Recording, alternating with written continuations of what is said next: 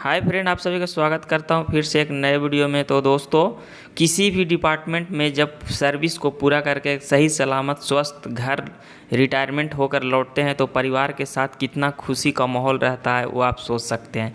हमारे बीच आज एक होनहार और बहुत ही अनुभवी कर्मचारी जो रेलवे में 41 साल सेवा देने के बाद अपनी सेवानिवृत्त होकर के परिवार के साथ जा रहे हैं। तो देख सकते हैं आप लोग कितना खुशी का माहौल है। आप अपने अनुभव से सोच सकते हैं कि जब पूरे लाइफ में आपको सर्विस देकर रिटायरमेंट लेते हैं तो क्या खुशी का माहौल रहता है।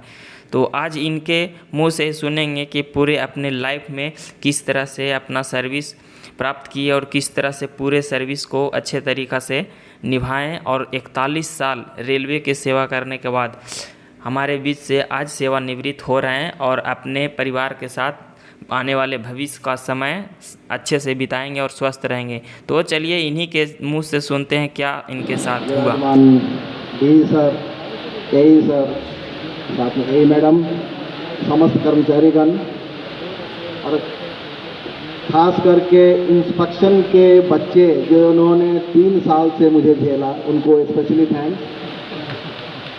सर ने बताया है कि मेरे परिवार के बारे में और बच्चों के बारे में, तो भाई एक बेटी है मेरी बड़ी, 2 बेटे हैं, सभी वेल सेटल हो गए हैं। बेटी और दामाद दोनों हमारे जर्मनी में जॉब में हैं। बेटे दोनों जो बीई करके अपने खुद का बिजनेस चला रहे हैं। हमारा 3 भाइयों का परिवार, बहनें सभी पूरे सभी इकट्ठे हैं, ज्वाइंट फैमिली है हमारी। ये हमारा हो गया पारिवारिक विवरण।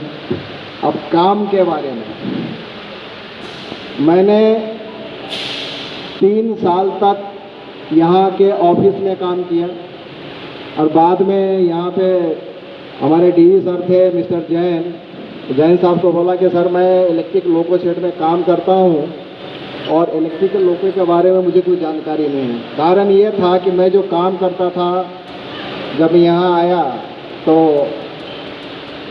हमारे ही भाई बंद थे, दोस्त, फैमिली मेंबर सब जो, क्योंकि सबसे ज़्यादा आदमी जो है ये जो परिवार है जिसमें सबसे ज़्यादा 8 घंटे 10 घंटे हम इसी परिवार के साथ जुड़ते हैं। और हर अपने परिवार में जब मैं किसी के घर में जाता हूँ तो वो अपने आपस की बात, कुछ पारिवारिक बात तो 2-4 मिनट की होती है, फिर जिस जगह पे काम करते वही बात चर्चा शुरू हो जाती है। तो मैं लोगों को जो चार्जशीट मिलती थी वो मैं बनाता था और शेड में बांटता था, तो वो भी काम किया मैंने। पेमेंट शीट भी बनाई यहाँ पे स्टाफ की। बाद में मैंने पेंटो से लेके व्हील तक जितने भी इंजन के पार्ट्स, उस हर जगह में एक ऑक्सिलरी सेक्शन, टीएम और न्यूमेटिक, ये 3 काम मैंने नहीं किए हैं इलेक्ट्रिक लोगों के, बाकी सभी काम किए हैं। इसलिए मैं बोल रहा हूँ पेंटो से लेकर व्हील तक का काम मैंने पूरा किया, चाहे वो इलेक्ट्रिकल हो या मैकेनिकल हो। कुछ दिन इलेक्ट्रिकल में मैं काम किया, बाद में मैकेनिकल में हमारे गुरुदेव यहाँ पे विराजमान है मिस्टर हेडाव, जो कि मैं भी गर्व के साथ कहता हूँ कि वो भी बोलते थे कि मेरे को उनका इतना कॉन्फिडेंस था। सबसे ज़्यादा समस्या आती थी जबकि यहाँ का लोगों का डिरेल हुआ, ड्रिलमेंट चेकिंग होती है, तब उस टाइम पे बोलते थे पहले हमारे चेले हैं उनसे निपट लो, उनसे जब नहीं होगा तब मैं आऊँगा। तो उनके 2 चेले थे, 2 बैल जोड़ी, एक वी विनोद, दूसरा वी विनायक, दोनों आज यहाँ विराज आए हुए हैं फंक्शन में।